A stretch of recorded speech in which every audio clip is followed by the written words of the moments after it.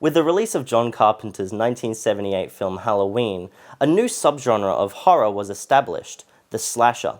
Through 1979 to 1983, the subgenre saw massive success, with multiple installments of the Friday the 13th franchise, another Psycho which really didn't need to happen, 2 more Halloweens, and a whole bunch of goofy, low-budget horror that, while it may have failed in the box office, saw a second life in the home video market. During 1983 and 1984, the subgenre was, quite obviously, waning in popularity among audiences, until a certain film released on November 9th, 1984 that revitalized popularity in slasher films for a short amount of time.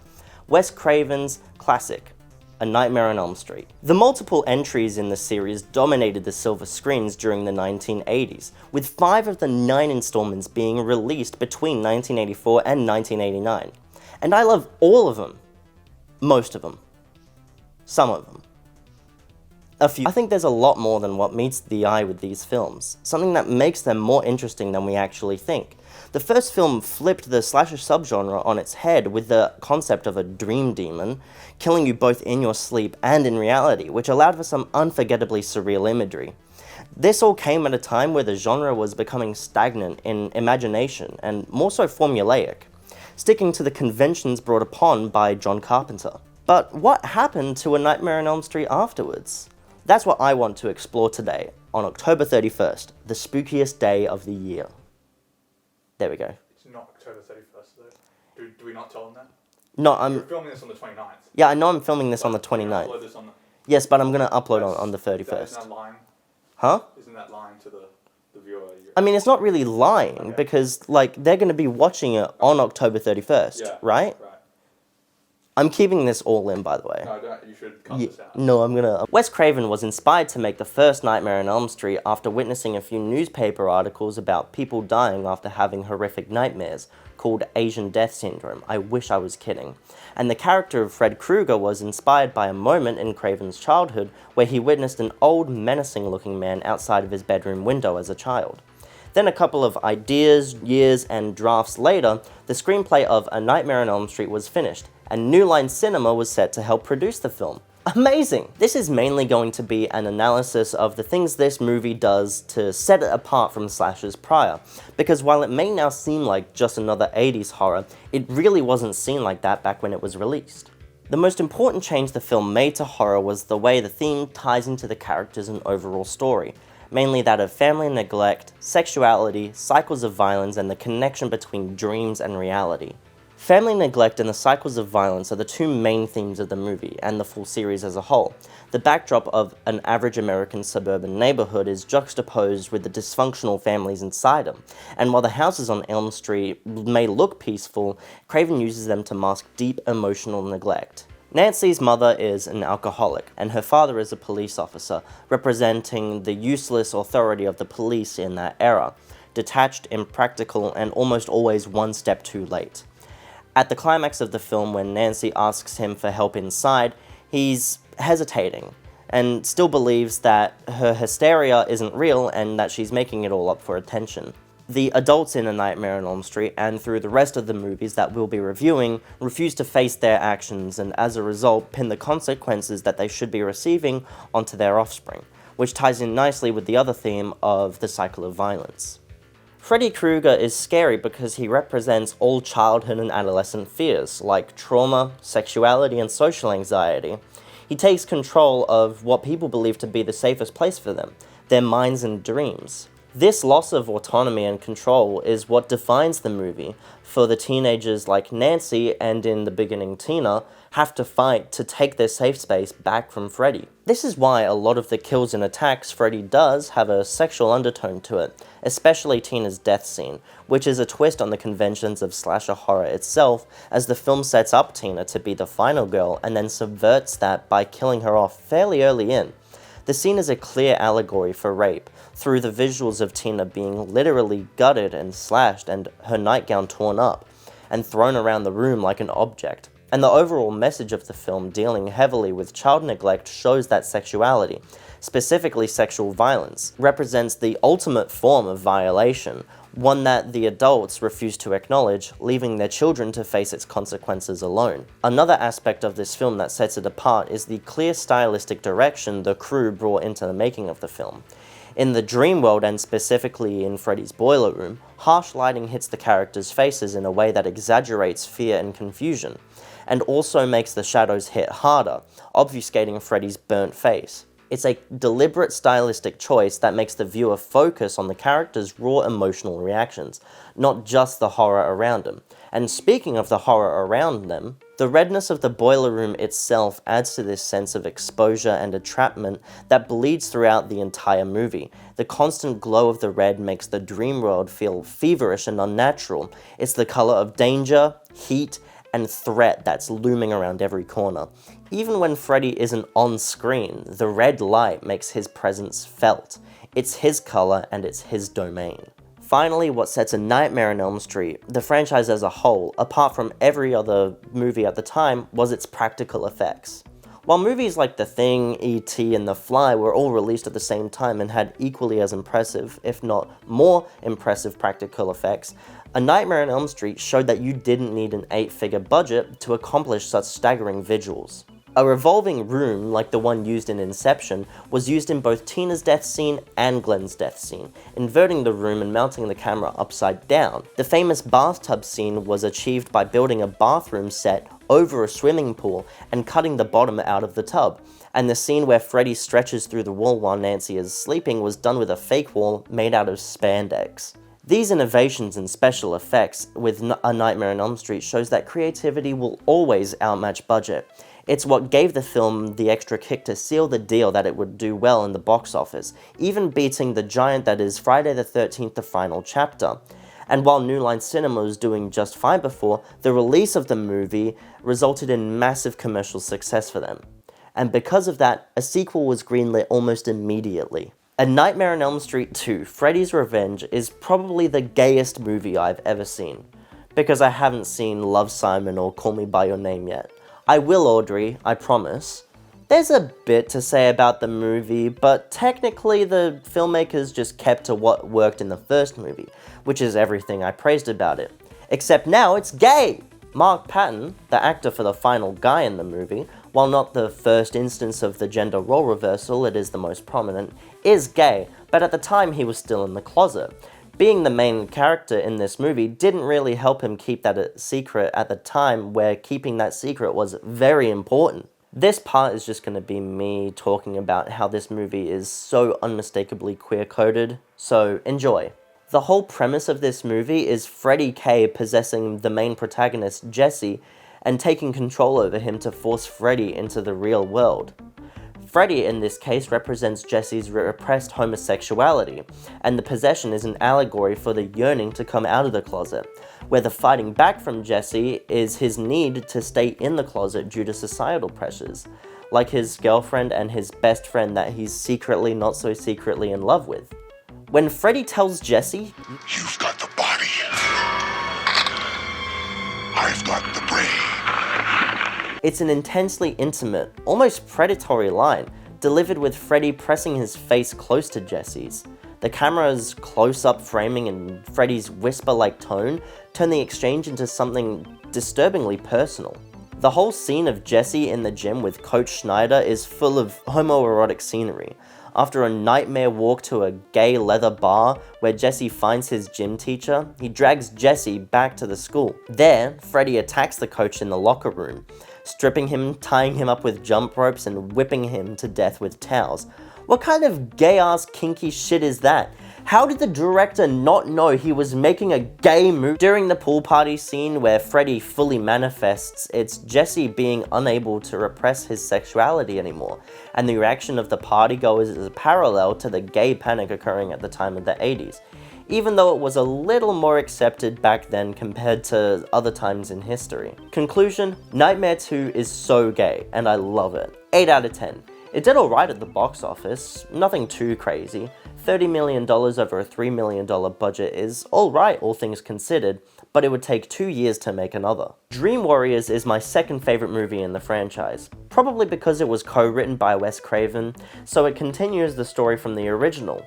with Heather Langenkamp reprising her role as Nancy, and the amazing work the filmmakers and actors did to address the core themes of, yet again, parental neglect, mental health and the stigma surrounding it, and the empowerment of victims to fight back against injustice and authoritative figures overlooking them. Often in the movie, the children are dismissed by the adults for seemingly no other reason than a sheer lack of understanding. Kristen's mother says her behavior is just to get some attention.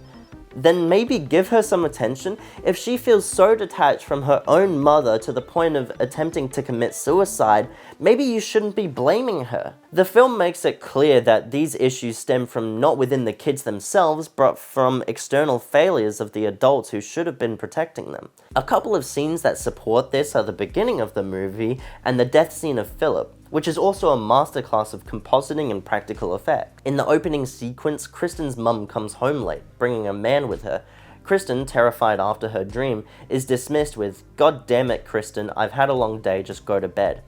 This scene captures the emotional distance between parent and child, showing that Freddy targets children who are victims of parental neglect. Philip's death scene, literally being puppeteered by his own veins, is one of the best moments in the film, but also a commentary on the powerlessness of the mentally ill in society.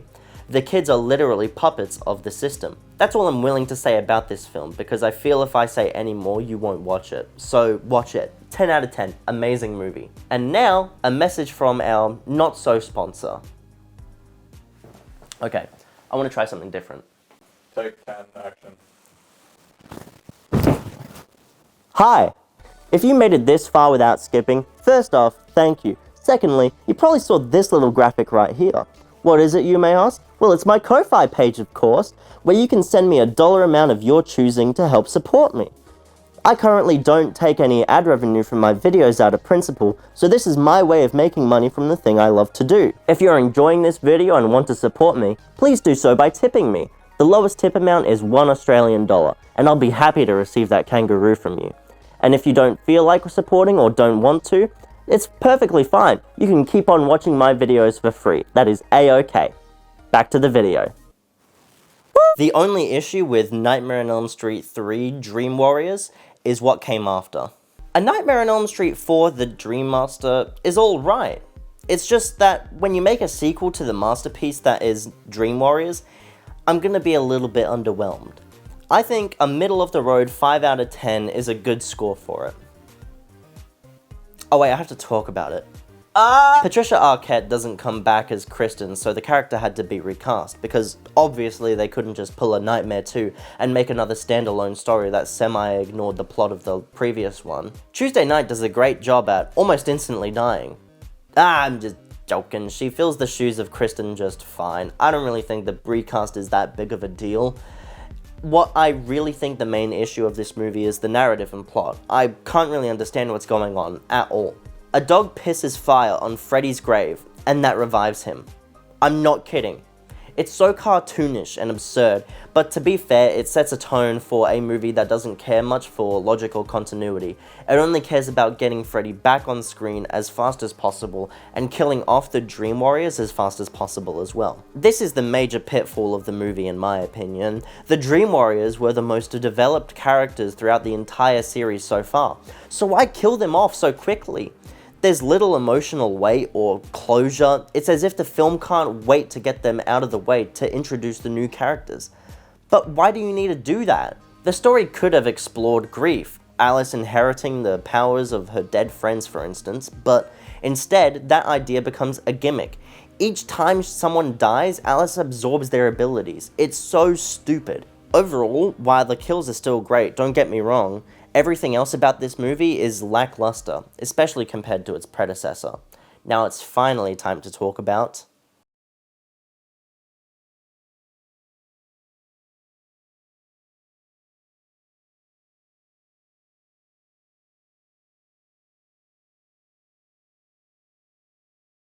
this is probably one of my least favorite movies, ever. I don't think it's good. Again, some of the kills are cool and fun, and the production design and special effects are yet again carrying the entire franchise on their backs, but Oh my lord. This premise could have been amazing. A tie-in to the whole parental trauma theme with Freddy literally becoming Alice's unborn child, and it could have tackled some heavy themes like abortion and women's bodily autonomy, but I guess the writers pussied out because the story doesn't have the clarity or subtlety to explore them meaningfully. It kinda just comes off as body horror, all things considered. The movie has so many plots and story beats it's trying to juggle. Alice's child and Freddy possessing it, Freddy's mother Amanda and all the shit she's doing, and all of Alice's new friends. Yes, you heard that right, a new set of protagonists all have Freddy nightmares and die as well. Mind you, the kills are still very good, but my point still stands. The idea of Freddy invading a fetus's dreams could have been a really interesting allegory for inherited trauma or violation of body autonomy. Instead, it's treated as a bizarre supernatural situation for Freddy to be in. It sucks. Amanda Kruger's reintroduction to the story is solely to move the plot forward. It sucks. Freddy's kills, while still being very enjoyable, have become increasingly absurd, to the point of a kill being literally flattened into a comic book character. His one-liners are constant, and it's honestly just annoying at this point, and it undermines any sense of emotion it's supposed to bring. I want to be done talking about this movie, so to visually show you how sucky this movie is, here's Baby Freddy.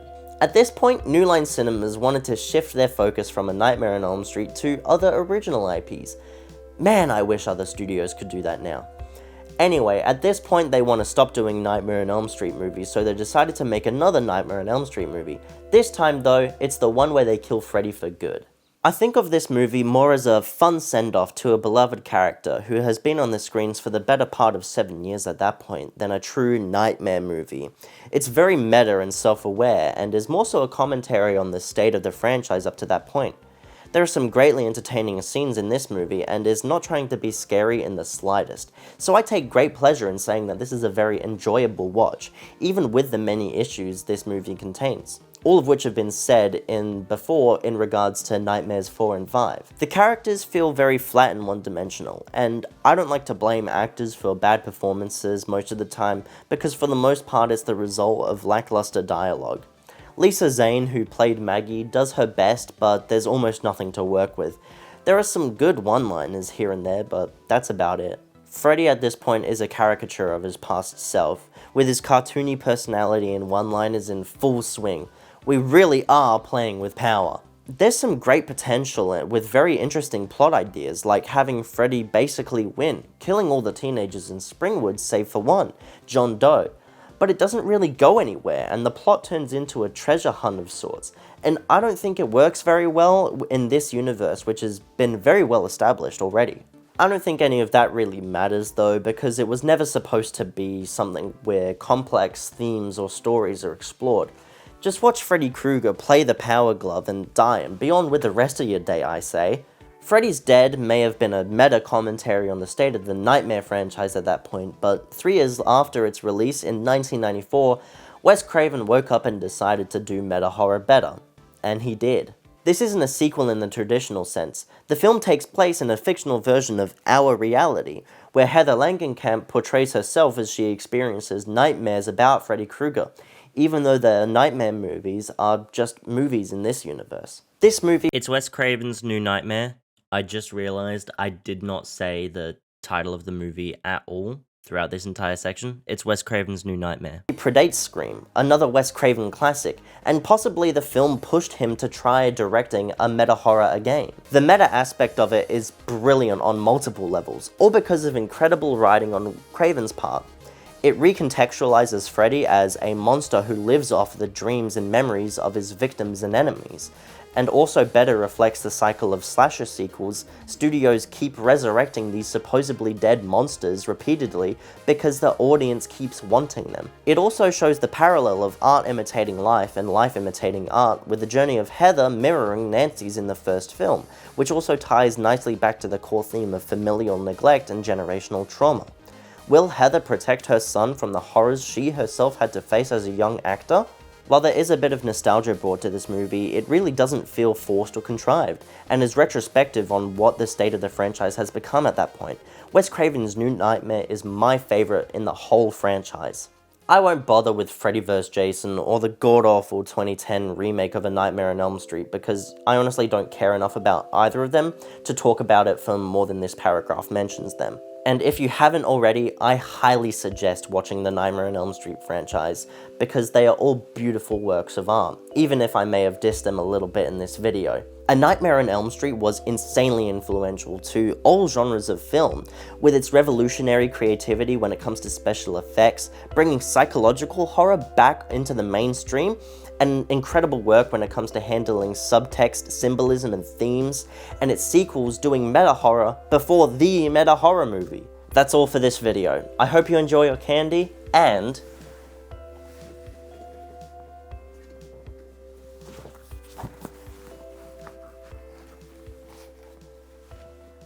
Happy Halloween! Cut it. What are you doing?